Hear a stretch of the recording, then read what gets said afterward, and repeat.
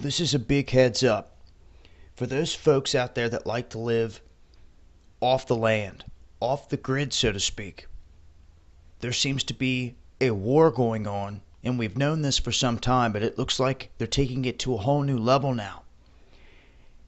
As Colorado is making a big move, targeting and trying to regulate off-grid living in certain areas within the state. Now, what is interesting is throughout the past several decades, we've witnessed a lot of people migrate, a lot of off-gridders, so to speak, people that don't want to tap into the electric system and that can survive off the land, that don't need to tap in to the system, so to speak. They're being forced to. They don't like it when you don't do that. So through this massive movement of zoning, you ever hear about that?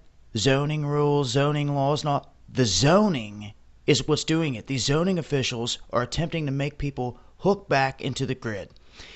And what's happened is these people have fled their communities in different areas and came down into the San Luis Valley in Colorado. This is an area a lot of people thought was great. It had cheap land. The zoning regulations were lax. And there was a good community of people here. Well, now that's all changing. After all these people have moved into this neck of the woods. Castilla County is saying that they sent their sheriff down there. It became a shouting match. Now it's a conflict, and they're just going to try to all out stop all this stuff from going down any further. And they're like, how can you say this? This is our right. This is our freedom. And they're like, well, we're going to ban camping on your own property. Where you cannot camp on your own property. And that is crazy. That is ridiculous. You want to talk about land of the free? What? I've talked about this before. Individuals getting charged and thrown in jail for collecting water, rainwater en masse. Others in other states doing the same thing. They've came through and banned wood-burning stoves. They're doing all of these things for a reason, not because of emissions, carbon, any of this other crap. It's to control the people here in this country, and they're clamping down.